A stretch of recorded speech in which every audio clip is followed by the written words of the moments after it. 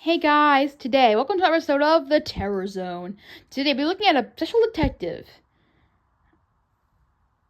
Our special detective named Basil of Baker Street, the mouse that lives there. Now, about this series, I love The Mouse Detective. It's one of the best movies ever. I recommend you go watch it right now. But I've been reading the original book that's based on, which is this book right here. The movie is based on the books that's called Basil of Baker Street, the Mouse Detective. So this is basically a book series. So the first book is this one right here, Basil of Baker Street, is the first book in the series. And there might be some characters I might touch on a little bit in the next few books that relate to the movie. But unfortunately, there are so many of them that I cannot tackle them in one video. I'll have to do separate videos of each one of them because there's just so many and there's so much to go through throughout each book. So for now, as far as I'm concerned, I'm just going to compare the movie to the first book so far, what we know about the characters and where they came from in this book. Now basically, the whole book is the same, pretty much. Basil is pretty much the same as a character as we go on throughout the story. He does seem to appear a little bit more smarter in the book, and he does seem to be a little more appreciative of Sherlock Holmes, his hero. As you go through the book, you'll find that he looks up to Sherlock Holmes a whole lot, up to a point where he chooses to live underneath his house, or in his mouse hole, just to live with him and look at him and actually watch him. He finds it remarkable to even watch him as a person. He recalls that it's amazing he's watching his hero from afar, watching every move he does and everything else. There's also a part in the book where he makes a little pieces of wood of fiddle to match the violin that Sherlock Holmes has.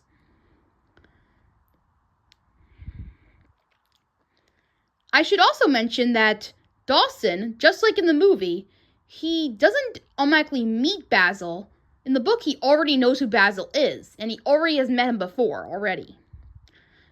But the thing that's different, the thing that's the same, is that he still tells the story from his perspective. The entire time we're seeing everything from Dawson's perspective. So there you go.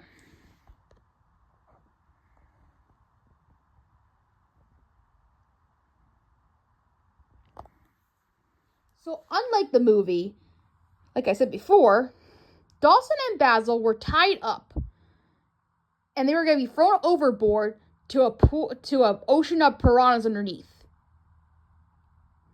with sharp teeth. Now, to be fair, it just so happens that Basil has actually been to the dentist recently, and his teeth have been firmly sharpened. So he cut the ropes by using his very sharp teeth, and he was able to be free, and they got away safely from the Terrible Three. The police arrived, and they captured both of them as soon as they could. Basil solved the mystery rather quickly, I think. So after this, they find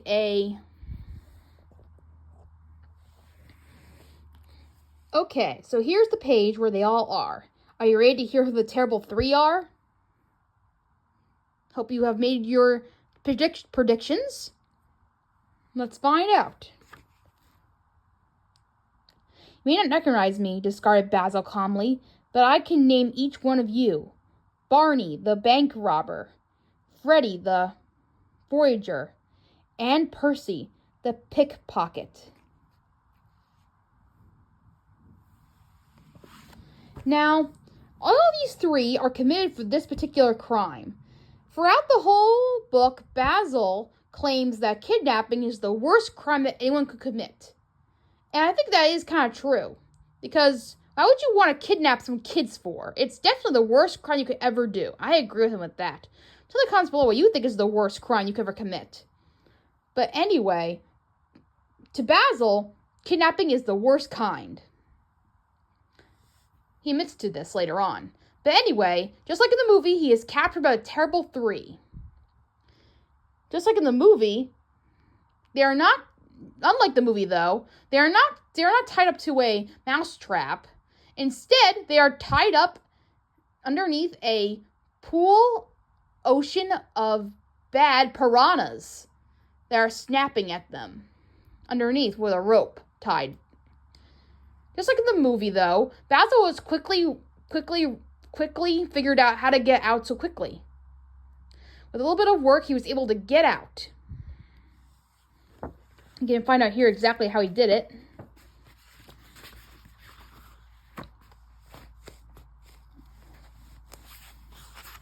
What Basil does with this ransom note is really interesting. Just like in the movie, he takes the ransom note and burns it and destroys it completely in his chemistry set, studying it in a more chemical sort of way into what it was made out of, where it came from, and all that kind of stuff. He comes to the idea that it came from a sailor's area nearby the ship's port. In the next chapter, he comes with the idea to disguise himself as a sailor, along with Dawson dressing up like a shipmate. Just like in the movie, they walk in disguise and get into the port, into the bar where the Terrible Three were standing. As you can see, just like in the movie, we find them in a bar in the sailor's pub. And right next to them on the table nearby is the Terrible Three. At some point when they get there, Dawson blanks out. We don't know what happened to him, but I'm going to assume after this moment he got drunk, just like in the movie, where he was dancing around, not really thinking clearly. Once Dawson wakes up, he finds himself in a bed in a different room. Basil's standing over him, telling him the story of how he became how they tricked the people around the pub, saying that they are visitors here, that they were a friend of the Terrible Three, and that they were real sailors back in the day. You see, Basil built up a lying story about them and how they were friends of the Terrible Three and that they were once sailors of their very own, when really it's Basil and Dawson in disguise. But he built up this whole story to get them to thinking that they're somebody else. That way they can tell them everything without no suspicion at all. So that's what happened. Basil tells Dawson what he told them. I don't want to say everything because it's a little bit of a whole thing, but Basil basically acts it out to him and everything else. After this moment, they stay in their disguises and go downstairs.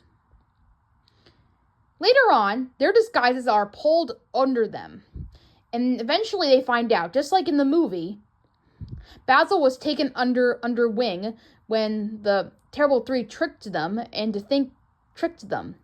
Just like in the movie, Basil was tricked into going somewhere in the bottle. Once he did that, the Terrible Three were able to figure out who they were. And once Basil got tricked, so did they. They found out exactly who they were, too. Now he just turns that page of where that is. The Mysterious Messenger. Now, as I read this book, the one day's edition was really about just him talking to the dad about him, gathering suspicion and what happened to them and why they vanished. They vanished. We don't really know if they got kidnapped or not. So Basil's confirming this to the dad about this. About Mr. Proudfoot. Now, moving on to the next thing. In this chapter, Mysterious Messenger, we find that this messenger guy that brings Basil a ransom note from the Terrible Three. Now, during this particular visit, the messenger comes and brings Basil the note. Dawson comes over and acts like nothing has been solved. This messenger just gave you a note, and nothing has been solved or anything, or we don't know much about the guy at all. Basil just disagrees with this and says we found out a lot of stuff about him. For one thing, he found out that he was wearing a sailor uniform, which he was once a sailor himself. He noticed that he was also married and seemed pretty happy with his life in terms of his family. And he noticed that with his tethered clothes that he was poor.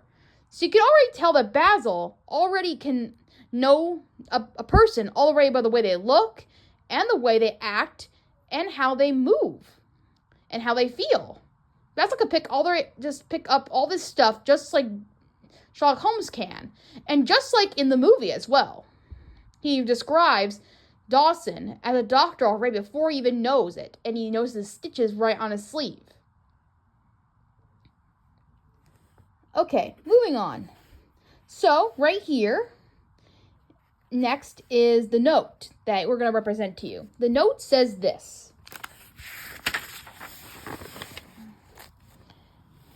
Basil Baker Street mice, beware. So far, the twins are safe. They'll stay at way if you do what we say. We're decided to make your Baker Street cellar the headquarters for our gang.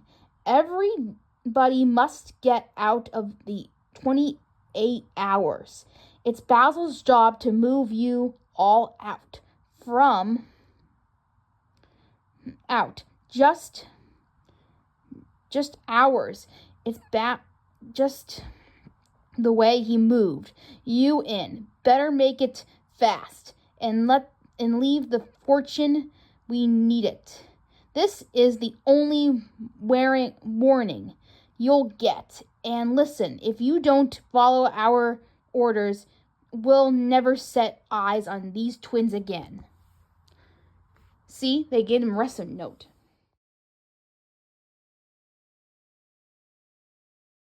Here is the first part of the book. It says, Praise for Basil of Baker Street.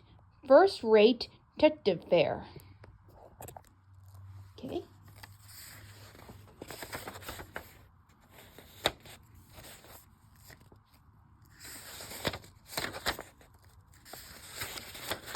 And here are the cast of characters. Now, this book has a cast of characters. I'm going to read them off to you, and hopefully you can remember some of them along the way.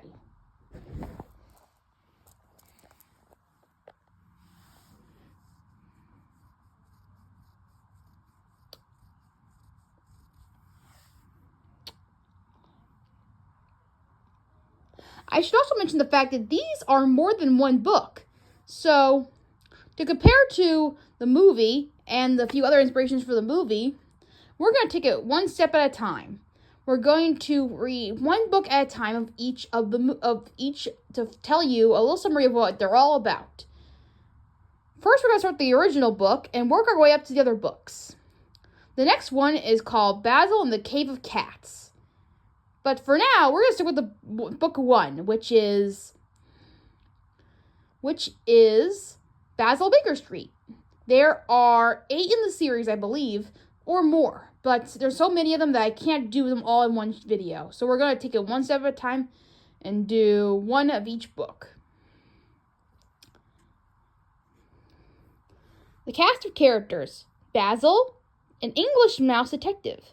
Dawson, his friend and assistant. Angela and I might be saying this wrong. Angida, the mouse twins who vanished. Mr. and Mrs. Proudfoot, their loving parents. Miss Jobson, a mousekeeper. A Sam Station, a talkative mouse shopkeeper. A mysterious messenger. Police capable crew, Claus, the terrible 3. Soldiers, the police. So as you can see, we have a wild cast of characters here. Basil and Dawson, the usual.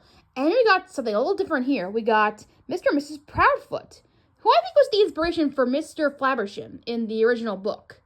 And you see, instead of the parent getting kidnapped, it's the children. So it's like the movie, only in reverse. So that instead, the kid gets kidnapped, which is the 2 twins here in the story. That's the inspiration for Olivia, I believe, which is the 2 twins. We also got Johnson, who was the maid, just like in the movie. and the Terrible Three, which we'll keep a close look at, because the Terrible Three is something that Basil mentions in the book a lot here. He knows that they are up to this particular scheme. So the entire time we're following their tracks and clues on what they're doing. Who are the Terrible Three, we may ask? Well, we're gonna find out right in this book. You might think that one of them is Ratigan, but you'd be wrong, because Ratigan is nowhere to be seen in this book. Or is Toby, or Felicia. None of these characters exist yet, or Fidget for that matter.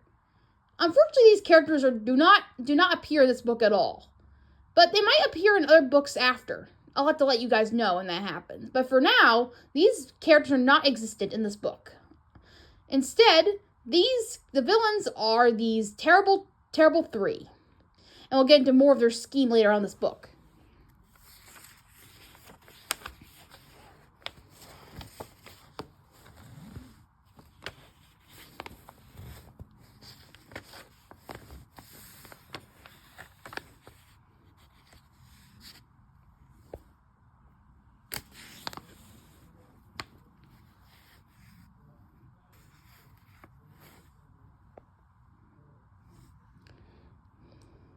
Now we're going through 2 chapters each.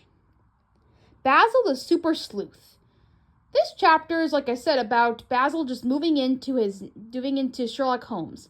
So like I said before, unlike the movie, Basil and Dawson have already met. They just moved into Sherlock Holmes' house in a mouse hole underneath.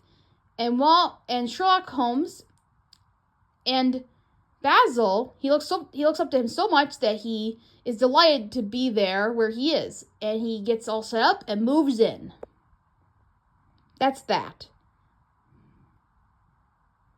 And Basil always expects someone to come in. He's expecting the parents to come. He already knows that they're coming.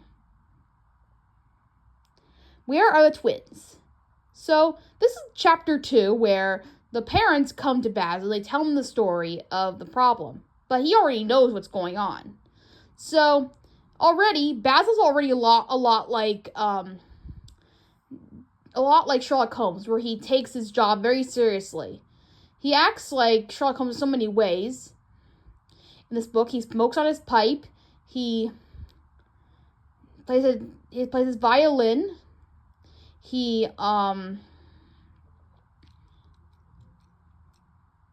wears his robe. He does a lot of stuff like that throughout the entire story. He expects things, and he also says, "Elementary, my dear Dawson," a lot in this book as well.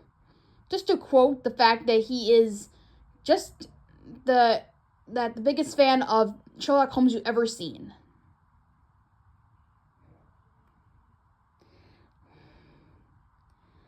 Chapter 3, The Telltale Footprints. Now, this is just like the movie. Do you remember that scene where Basil is following those footprints of Ratigan's in the movie? Well, the same thing kind of happens here. Him following the same footprints from the Terrible Three. The Day of Suspicion. Chapter 4. Now, this is pretty much the same thing. Like I said, he's discussing the issue with Dawson. Mysterious Messenger.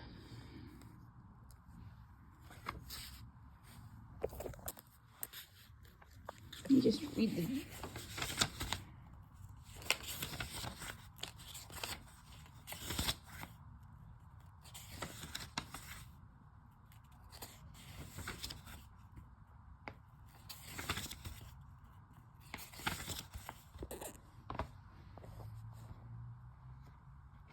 Now, I'm going to talk about this real closely, about the twins and the others, real quick. Now, the parents are very worried about their daughters. So they're very stressed out and very, the mother almost fainted at one point. But their latest whereabouts was that they were walking to school, and that they always crossed the candy store on the way back to get some candy from the local from the local shop. And that's where they were last seen. So Basil assumes that somebody kidnapped them on the day when they left at the shop. So at some point he does ask the shopkeeper for some questions about what happened to them, what was their latest thing that they had there as candy, and all that kind of stuff. Now I'm gonna read a little passage of the Day of Suspicion, because I don't really know what happens in this chapter, so I'm just gonna read real quick of what happens here.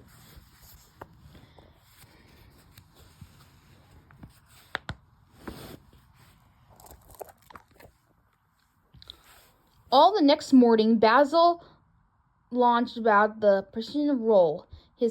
Okay. So we're already at this part already. Okay. So shortly after the whole shopkeeper stuff, there was a ransom note that came to Basil, and it said the following: if you don't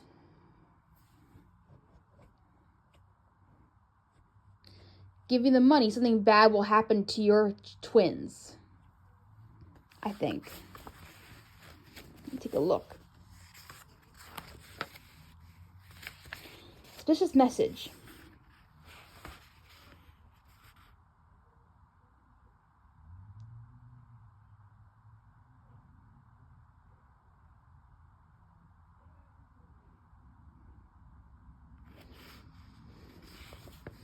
Sorry, but I'm a little mixed up here. I'm still not sure what happens in this chapter, so I'm going to read real quick about it. This is not the part I was talking about just yet. Sorry. Chapter 4, The Day of Suspicion. All the next morning, Basil launched about his position role. This mod, one of the blackness gloom Mr. Proudfoot called upon us. Basil told me he was waiting word for those responsible for the twins' disappearance.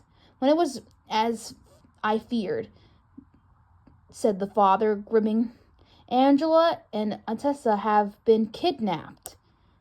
That is what the clues suggest, the detective admired. However, I promise to be bringing them back unharmed, and I shall, Mr. Padfoot. Hey guys, welcome to the episode of The Terror Zone. Today we're going to look at a book starring none other than Basil, the Great Masked Detective. That's, in case you didn't know, The Masked Detective, the movie, is based on a book by the same name. Basil of Baker Street by Ave Tallis. And there are some differences between the book and the movie. I'm going to discuss them all here today. Starting with the fact that Basil over here, in terms of character, he is definitely the same. Only he admires a bit more of Sherlock Holmes within the story. He admires him a whole lot, makes a fiddle out of his wood, and kind of makes it an effort to live right next to him, under his mouse hole. So in a way, he looks up to him more in this particular book. He always talks in the middle of the book saying how fascinating it is to be with Sherlock Holmes in his house. And then we also got Watson, who seems to be telling the story from his point of view in this book, just like Watson does in his story. Dawson does the same thing here. He tells the story from his point of view. Same thing in the movie as well. And as for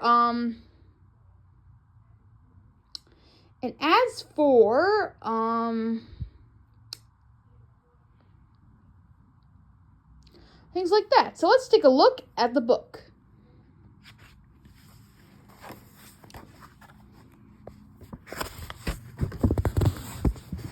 Harry Hawkins, a mouse shipmate that worked for the Terrible Three. He was very ashamed about what he did. And throughout this whole thing, he's talking to Basil and Dawson about what happened and where he hid the girls. So he was in charge of keeping the girls safe and the twins from, giving them food and all that kind of stuff when they were kidnapped. So they talked to him about what happened and all that stuff. And they go walking to show him where the twins are. The twins, we find them in a small attic house where an old driftwood. They were upstairs in their rooms, sleeping. Basil and Dawson went to go, along with Harry Hawkins, went to go get them. When, all of a sudden, an owl swoops down and grabs Dawson. The two, and Basil and Harry Hawkins desperately try to fight the owl to get it away from Dawson. In a tragic event of attack, you wouldn't believe that these two people would trust Dawson with his life. But they did. This particular book made Dawson save their life. Basil and Harry were two good friends that just saved Dawson's life. What a crazy turn of events, huh? So, once he saved Dawson's life, Dawson thanked them with four guards. It was amazing that these two friends, Harry, a person they just met, who felt guilty about what happened, and working for the Terrible Three, came to help them. He was forced.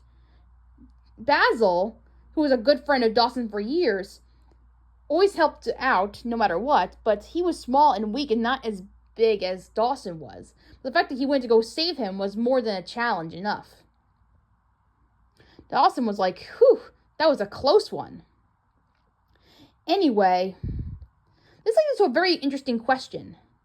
This owl that Basil describes to us is a baby compared to the rest. He had a crippled like looking leg, which could have been the inspiration for Fidget here. But on the other hand, this owl had a crumpled wing and a crumpled like legs to it. It was also smaller than the rest of the owls. So you could suggest that the owl is a baby and didn't know any better and was practicing how to hunt. And they later find out that there's a whole slew of owls within this house. They eventually find the two twins, bring them home, and get the candy.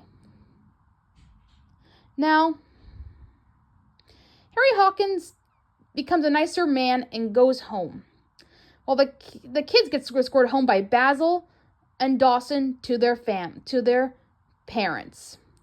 Now, before that this happens, the twins were delighted to see Basil, and they were delighted to come back home with their parents. Basil scalds them for not telling where they were going, and not to talk to strangers either, and what happened to them. The twins apologized, and they quickly went back to their parents, no problem. And that they shouldn't accept candy from strangers, because that's exactly what happened to them, kind of. And that's the end of our story. Now, the question comes to mind, why was Terrible 3 doing with the twins anyway? Well, I have a prediction that I might go through with you guys in a minute. Now, it just so happens that I think the twins were bait for the owls. I think the Terrible 3 were planning to bring the owls, the shed, over to the whole town of Mousedom and to attack on everyone there. Being the twins, we're going to have to go stay in there, run outside, and get the owls to follow them, and to eat all the rest of the mice outside where they live, in the town where Basil and Mousedom, I'm going to say. They're going to eat all of Mousedom if Basil and Dawson didn't stop them. So all the owls in that shed would have attacked in that particular time, and would have followed the twins outside to get eaten by all those mice. The owls would have had a field day of getting rid of all of them, and the Terrible 3 would have been the last ones standing. How diabolical is that? Honestly. Well, that's the Grand Detective, Basil of Baker Street.